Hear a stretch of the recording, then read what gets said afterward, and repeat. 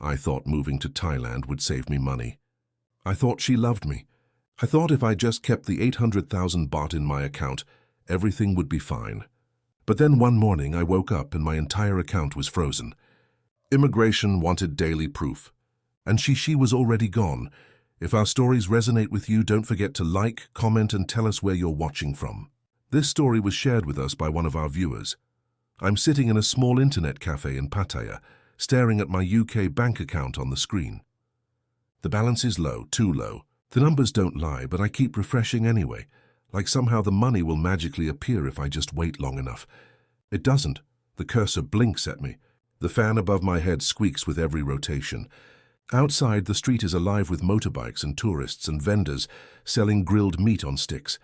But in here, in this tiny booth with peeling wallpaper and a sticky keyboard, I feel like I'm the only person in the world.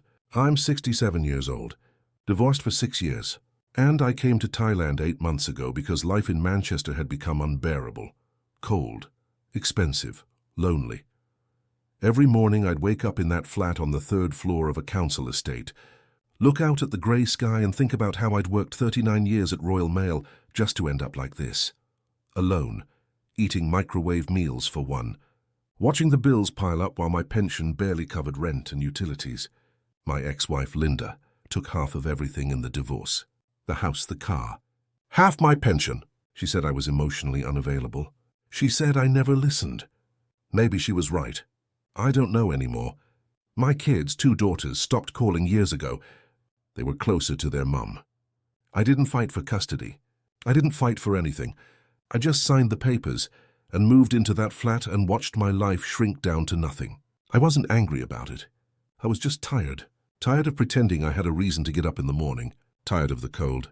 Tired of being invisible. So when my mate Tony told me about Thailand, about how cheap it was, how warm, how different, I thought maybe I could start over. Maybe I could find some peace. Maybe I could be someone other than the sad old bloke who stamps letters for a living and goes home to an empty house. Tony had gone to Phuket for 2 weeks on holiday and came back talking about how you could live like a king on £1,000 a month. "Graham," he said, leaning across the table at the pub, "you're wasting your life here. Go to Thailand. Get a retirement visa. Live on the beach. You'll never want to come back." I laughed it off at first, but the idea stuck with me. That night, lying in bed, I Googled it. Thailand retirement visa requirements. 800,000 baht in a Thai bank account. That was about £18,000. I had 23,000 in savings after the divorce settlement. It wasn't much, but it was enough. Enough to start over. Enough to escape.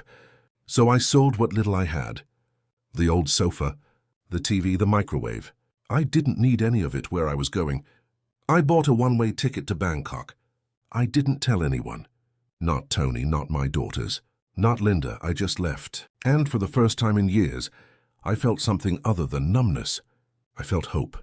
I met Ploy 3 months after I arrived. I was staying at a small hotel near Jom Tien Beach. Nothing fancy. Just a place with a bed and air conditioning and a view of the street. It cost 8,000 baht a month. Cheap, clean, quiet. She worked at the front desk. I noticed her the first day I checked in. She was 38, with long black hair that she tied back in a ponytail, and brown eyes that seemed to light up when she smiled. She was beautiful, but not in the way that made you nervous.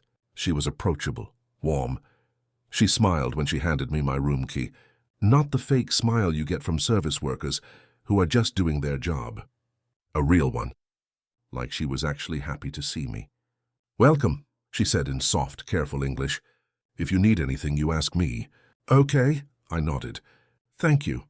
I didn't think much of it at first, but every morning when I came down for breakfast, she'd be there.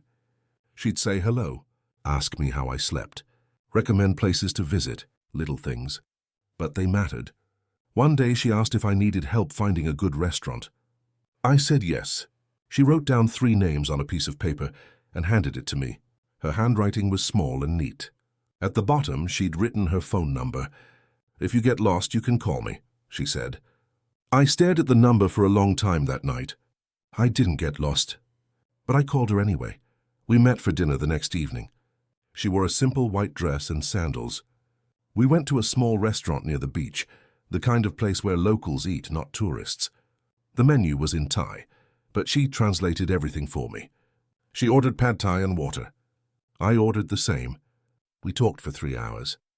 She told me about her life, how she grew up in Isan in a small village called Buriram that I'd never heard of, how her father died when she was 12, how her mother raised her and her 2 brothers alone, working in the rice fields, how she moved to Pattaya when she was 22 to find work because there were no jobs back home, how she'd been working at hotels ever since, how she sent money to her family every month, how she was tired of working at the hotel, tired of dealing with drunk tourists and rude customers, tired of being alone.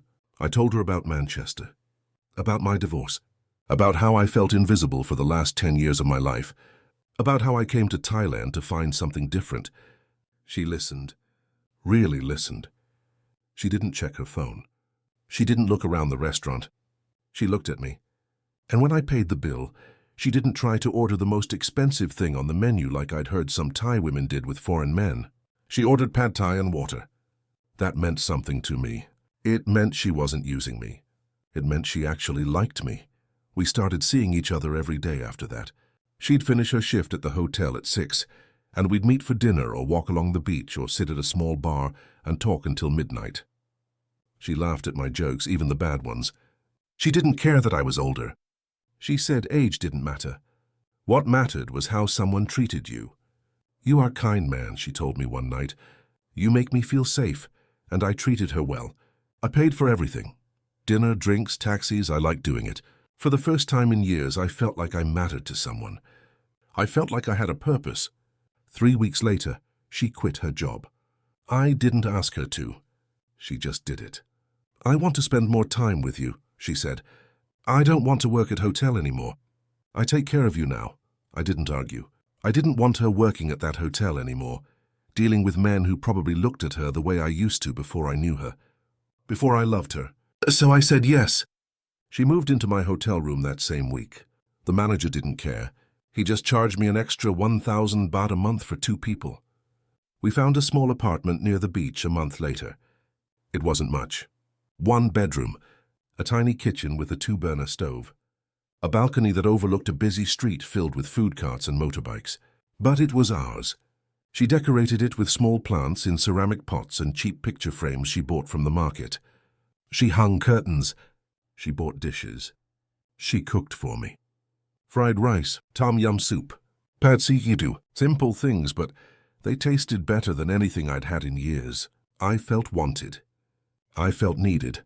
And for the first time since my divorce, I felt loved. But Thailand has rules.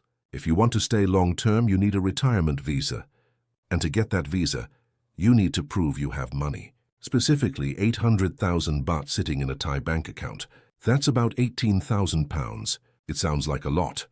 But it's everything I had left after selling my flat and pulling out my savings. I went to Bangkok Bank in Pattaya and opened an account. The woman at the counter, middle-aged and professional, explained the process in slow, careful English. "You keep money in account. You no touch. You show proof every 90 days. Understand?" I nodded. "I understand." She handed me a passbook, a small blue book with my name and account number printed inside. "This very important. You keep safe." Simple enough, I thought. I transferred everything. All 850,000 baht, a little more than the minimum just to be safe. Ploy came with me that day. She held my hand while we waited in line. She smiled when the teller confirmed the transfer. "This is good," she said, squeezing my hand. "Now you can stay. Now we can be together forever." I believed her. I wanted to believe her. When the transfer went through, I felt a weight lift off my shoulders. I was legal. I was safe. I could stay in Thailand as long as I wanted. Ploy kissed me on the cheek outside the bank. "I'm so happy," she whispered. "Now we have future." And I was happy too. For the first time in years, I had a future. I had someone to share it with. But then I noticed something. 2 weeks after I opened the account, I checked my balance at an ATM. It was lower than it should have been. Not by much. Just 15,000 baht. I thought maybe I'd miscounted. Maybe I'd spent more than I realized on rent or groceries. But when I checked the transaction history at the bank, there it was, a withdrawal I didn't make. I stared at the slip of paper the teller printed for me. Date, time, amount 15,000 baht. Withdrawn at a Bangkok bank branch in North Pattaya. I hadn't been to North Pattaya in weeks. I asked Ploy about it that night. We were sitting on the balcony, watching the street vendors pack up their carts. The air smelled like grilled chicken and exhaust fumes. "Ploy," I said, trying to keep my voice calm, "did you take money from my account?" She looked at me like I'd slapped her. Her eyes filled with tears. "Why you ask me that?" she said, her voice shaking. "You think I steal from you?" I immediately felt terrible, like the worst person in the world. No, I saw the withdrawal and I didn't make it, so She cut me off. "My mother's sick," she said, her voice breaking. "She need medicine. Doctors say she have infection, very bad. I don't want to tell you because I don't want you to worry. But she very sick. I have to send money." "I'm sorry. I'm so sorry." She started crying, real tears. Her shoulders shook. I felt like a monster. How could I accuse her? Of course she'd help her mother. That's what good daughters do. That's what family does. "I'm sorry," I said, pulling her close. "I should have asked first." "I'm sorry." She wiped her eyes. "You don't trust me?" she asked quietly. "I trust you," I said. "I'm sorry." The next day I sent another 10,000 baht to her family, just to prove I trusted her, just to show her I cared. She kissed me and thanked me and told me I was a good man. And I believed her. But the withdrawals didn't stop. Over the next month I noticed more. 3,000 baht here, 5,000 there. Small amounts, but they added up. When I asked her about it, she always had an explanation. Food very expensive now. Rent go up. My phone bill. My sister need help for school. My cousin sick. Every time I believed her, because what else could I do? Accuse her again? Push her away? Make her cry? I didn't want to lose her. I didn't want to be alone again. So I said nothing. I just watched the numbers drop, slowly, steadily, like water draining from a bathtub. And I told myself it was fine. Couples share money, right? That's what love is. Sacrifice, compromise, helping each other. But my pension only covered so much. I got about £900 a month from Royal Mail. That's roughly 40,000 baht. It was enough to live on in Thailand if you were careful. Rent was 12,000. Electricity maybe 2,000. Food another 8,000 if we cooked at home. But it wasn't enough to keep replacing what was disappearing from my savings. And the 800,000 baht I needed to keep untouched for the visa, it was starting to feel less like a safety net and more like a target. Every time I checked my balance, I felt my chest tighten. It was supposed to stay at 850,000, but it kept dipping. 835,000, 820,000, 805,000, 785,000. I told myself it was fine. If I'd just put it back before immigration checked, I had time. I had control. I was lying to myself. 9 months in, my visa was about to expire. I needed to renew it. The process was supposed to be simple. Go to immigration. Show your bank book. Show your passport. Show proof you'd been reporting your address every 90 days. Pay the fee, done, but Ploy said she could make it easier. My friend worked at immigration, she told me one morning over coffee. We were sitting at a small cafe near our apartment. The sun was already hot, and the ceiling fan barely moved the air. He can help. Make process faster. No waiting, no problem. I asked if she was sure. She nodded, sipping her iced coffee. I trust him. He helped many Farang before. Very good. I gave her 20,000 baht for the application fee and agent costs. She kissed me on the forehead and smiled. Don't worry, darling. I take care of everything. You just relax. I believed her. I wanted to believe her. 2 weeks passed. No appointment, no paperwork, no updates. I asked her about it one night. We were lying in bed, the fan spinning slowly above us, making a clicking sound every third rotation. Ploy, did you hear from your friend? About the visa? Her face changed. The softness disappeared. She sat up and glared at me. You think I lie to you? She snapped. Her voice was sharp, angry, louder than I'd ever heard it. You think I take your money and do nothing? I immediately backed off. No, I was just asking. She turned away from me, her back rigid. You don't trust me. You never trust me. Always you ask question. Always you think I lie. I reached for her hand. I trust you. I'm sorry. I was just worried about the deadline. She pulled her hand away. Fine, she said coldly. Tomorrow we go shopping. You buy me something nice. Then maybe I feel better. Then maybe I forgive you. The next day I took her to Central Festival, a big shopping mall in Pattaya. She picked out clothes, a new dress, shoes, a handbag, a phone case with little flowers on it. I spent 8,000 baht. She smiled again. She held my hand in the food court. She kissed me on the cheek. And I told myself everything was okay. We were okay. But that night, lying in bed staring at the ceiling, I realized something. I hadn't seen a single piece of paperwork. Not a receipt from the immigration agent. Not a confirmation email. Not even a business card, nothing. I pushed the thought away. She wouldn't lie to me. She loved me. She had to. 3 days later, I went to the immigration office alone. Ploy said she was too tired to come. She stayed in bed, scrolling through her phone while I put on my cleanest shirt. The blue one, she said, made me look handsome, and drove my rented motorbike to Jomtien. The immigration office was a low concrete building, with peeling paint and a parking lot full of motorbikes. Inside it was crowded. Rows of plastic chairs filled with tourists and expats, holding folders and passports. Numbers were called in Thai over a crackling speaker. I took a number from the machine and waited. 43 people ahead of me. I sat there for 2 hours, sweating in the heat, watching the ceiling fans push hot air around the room. When they finally called my number, I walked up to the desk. The officer behind it was a middle-aged Thai man in a crisp brown uniform. His name tag said Somchai. He barely looked at me. Passport, he said. I handed it over. He flipped through the pages slowly, checking the stamps, the visa, the entry dates. Bank book. I gave him my Bangkok bank passbook. He opened it, ran his finger down the rows of numbers, then stopped. He looked up at me. His face was expressionless. Where is your 800,000 baht? He asked. I stammered. It's in my account. It's there. He turned the book toward me and pointed at the balance with a pen. 780,000, he said. Not 800,000. You need 800,000 every day for 3 months. No less. I felt my throat tighten. It's close. I can add more. I just need a few days up. He shook his head. Show me daily balance. Every day. Last 3 months. I didn't understand. I thought I just needed to keep the money there.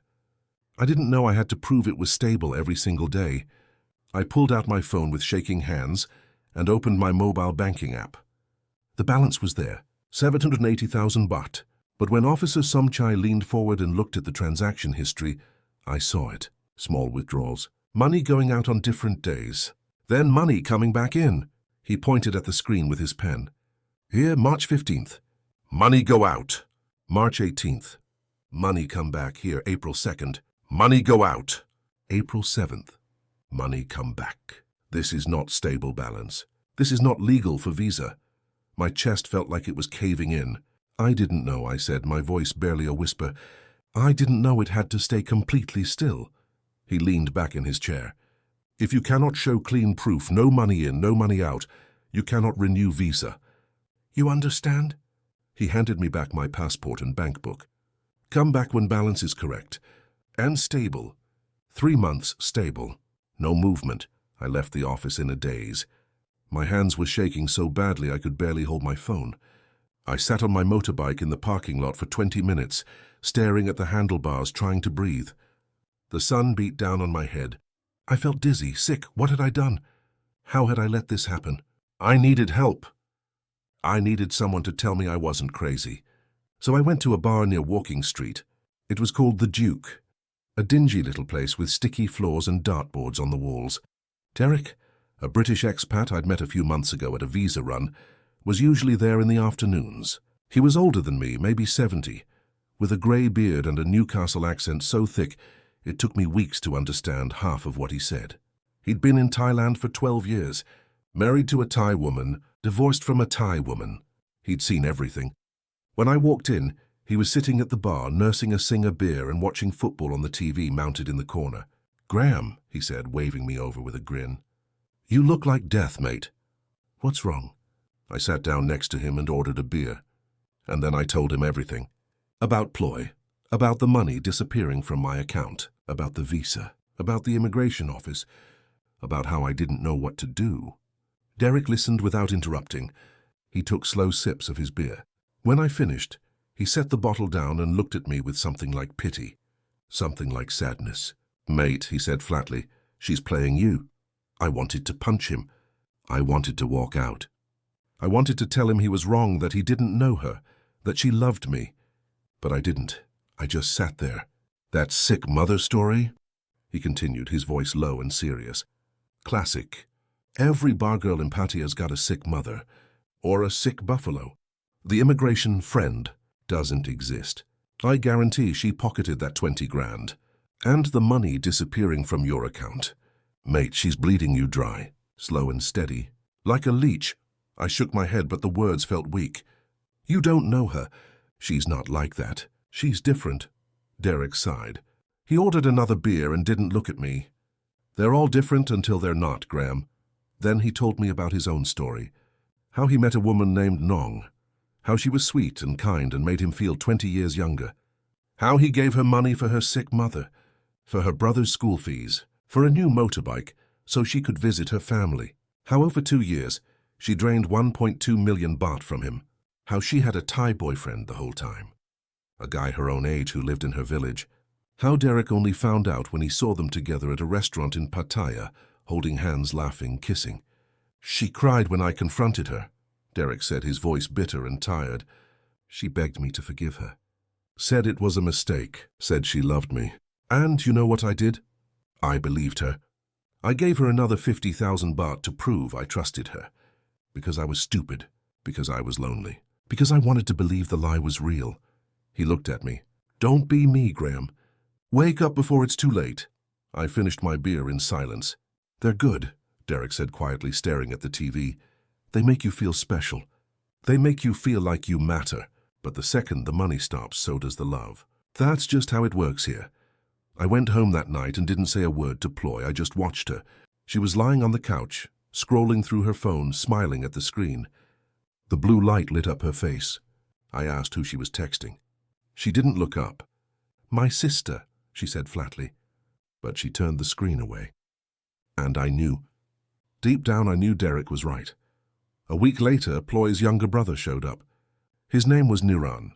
He was 29, thin, with slicked back hair and a gold chain around his neck that caught the light when he moved. He rode up on a brand new motorcycle, shiny and red, the kind that costs at least 100,000 baht. I was sitting on the balcony when I heard Ploy squeal. She ran down the stairs and hugged him like he'd been gone for years. They spoke in rapid Thai, too fast for me to catch more than a few words. "Farang. Money. Help. Please." Niran looked up at me and smiled. A big, friendly smile. He waved. I waved back. They came upstairs together. Niran shook my hand and called me brother. His handshake was firm, confident. Then Ploy translated, her voice soft and pleading, her eyes wide and wet. "So I needs 30,000 baht," she said. "His girlfriend is pregnant. He needs to pay hospital. She have problem. Baby in danger. Please, darling." He is my family. I felt sick. My stomach turned. I didn't have 30,000 baht to spare. My account was already at 755,000, below the legal minimum. If I gave him money, I'd be even further from safe, even further from being able to stay. But Ploy's eyes were pleading. She took my hand in both of hers. "Please," she whispered. "He is my family. You love me, you help my family. That is what family do." I couldn't say no. I couldn't disappoint her. I couldn't be the selfish Farang who didn't care. So I went to the ATM down the street and withdrew 25,000 baht. I handed it to Niran. He thanked me in broken English. "Thank you, brother. You very good man. I never forget." He kissed Ploy on the cheek, and then he left. Within 10 minutes he was gone. I never saw him again. That night I checked my balance on my phone. 30,000 baht, 70,000 below the legal minimum. I couldn't sleep. I lay there staring at the ceiling, listening to Ploy's breathing beside me, and I thought about what Derek had said. The second the money stops, so does the love. I woke up at 6 in the morning and tried to check my balance on the banking app. The screen loaded. Then it stopped. Error message. Unable to access account. I refreshed it. Same thing. I tried again. Still nothing. I thought it was a glitch. Maybe the bank servers were down. Maybe it was my phone. But when I tried to log in on my laptop, the same thing happened. Access denied. I got dressed and drove to the Bangkok bank branch in Pattaya as soon as it opened at 9. There was already a line. 7 people ahead of me. I waited, tapping my foot, my chest tight with panic, my hands sweating. When I finally got to the counter, the teller, a young woman in a blue uniform, looked at my account number and frowned. "Please wait," she said. "I get manager." I waited for 20 minutes in a plastic chair by the door, watching people come and go. Tourists exchanging money, locals paying bills. I felt like I was going to be sick. The manager, a woman in her 40s named Ms. Apsara, finally called me into her office. It was small, with a desk and 2 chairs and a calendar on the wall. She gestured for me to sit. She looked uncomfortable. "Mr. Mitchell," she said slowly, choosing her words carefully, "your account has been flagged by Thai immigration authorities." I felt my stomach drop. A cold wave washed over me. "What does that mean?" I asked. She folded her hands on the desk. "Because your balance dropped below the required 800,000 baht for a retirement visa, and because the account showed irregular activity, withdrawals and deposits, they have requested a freeze pending investigation." I couldn't breathe. The room felt smaller, hot. "What does that mean?" I repeated, my voice shaking. "It means you cannot access your funds until the review is complete. No withdrawals, no deposits, no transfers. The account is locked." I leaned forward. "For how long?" She gave me a sad professional smile. "This can take 2 to 4 weeks, sometimes longer. 2 to 4 weeks. My visa expired in 6 days. 6 days, I felt dizzy. "But I need that money," I said desperately. "I need to prove I have it to stay in the country. I need to renew my visa," she nodded.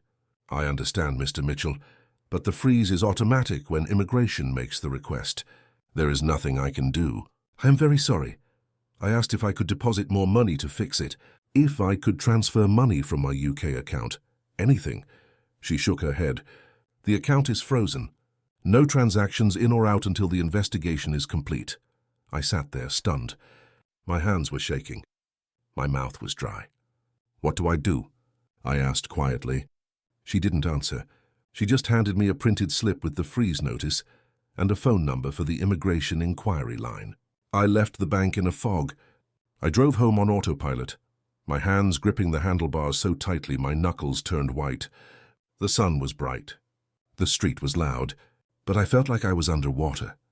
When I walked into the apartment, Ploy was packing a bag, a cheap duffel bag she'd bought at the market. I stood in the doorway, watching her fold clothes, t-shirts, underwear, and stuff them inside. "Where are you going?" I asked. My voice sounded strange, hollow. She didn't look at me. She just kept packing. "I stay with my friend," she said flatly. "Why?" I stepped toward her. "What's wrong?" "What happened?"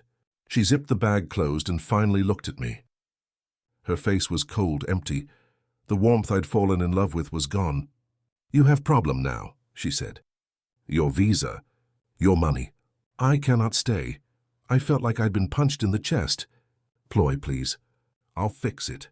I'll get the money back. I just need time." "A few weeks."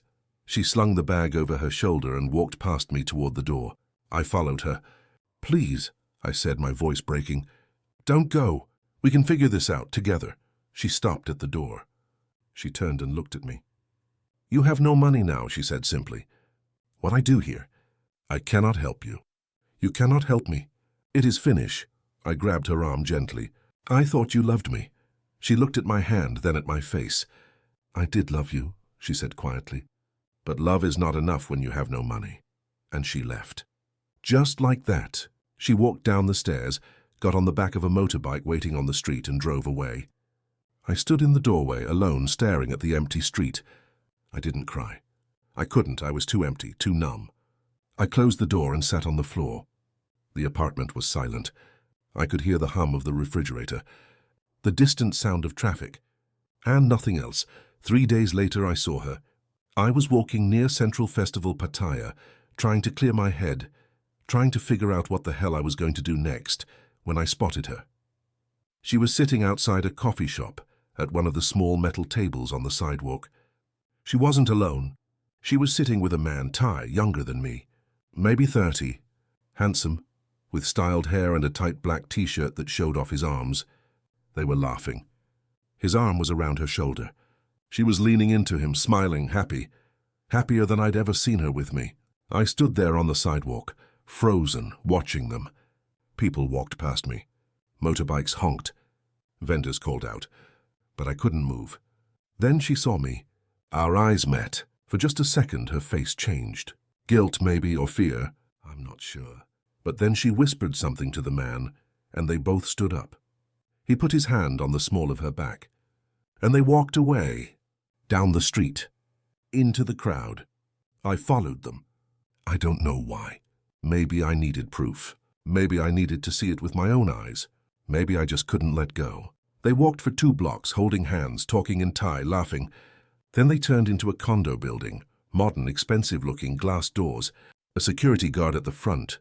I waited outside like a fool, standing across the street, pretending to look at my phone. 20 minutes later, my phone buzzed. It was Derek. Saw your Facebook post about the frozen account, he texted. Mate, I'm so sorry. But you need to see this. He sent me a screenshot. It was Ploy's Line profile. Her profile picture was new.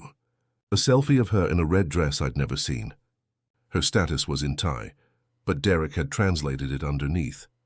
Farang boyfriend gone. Looking for new sponsor. Serious only. I sat down on the curb and cried, right there on the street.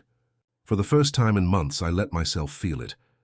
The humiliation, the betrayal, the crushing, suffocating weight of knowing I'd been used. I cried until my chest hurt and my eyes burned and I couldn't breathe. And when I was done, when there were no more tears left, I felt nothing. Just emptiness. I went back to the immigration office the next day. Officer Samchai was behind the same desk. He looked at me and nodded, like he already knew what I was going to say. Your account is frozen, he said simply, not unkindly. You cannot renew visa. I already checked system. I nodded. I didn't have the energy to argue. What do I do? I asked. He pulled out a photocopied sheet of paper and slid it across the desk. You have 7 days to leave Thailand, he said. After that, you pay overstay fine. 500 baht per day. If you stay too long, you go to immigration detention center. Then deport. 7 days. I took the paper. Is there anything I can do? He shook his head. Your account frozen by system, not by me. You must wait for investigation finish. Then maybe you come back. But now you must go. I left the office without another word. I drove home slowly, weaving through traffic, feeling like a ghost. I spent the next 5 days selling everything I owned. My TV, my furniture, the fan, the pots and pans Ploy had bought. I posted ads on Facebook Marketplace and sold it all for half of what it was worth. I didn't care. I just needed enough money for a plane ticket. People came to the apartment to pick things up. They haggled. They complained about the prices. I just said yes to everything. I bought a one-way flight back to Manchester. The ticket cost $320. I had $340 left in my UK account. That was it. That was everything. No savings. No ploy, no plan. No future. My last night in Thailand, I sat on the balcony of the empty apartment. The furniture was gone. The pictures were gone. The plants were gone. It was just me and the bare walls and the sound of the street below. The vendors were packing up their carts. The bars were opening. The neon lights were flickering on. I sat there and watched.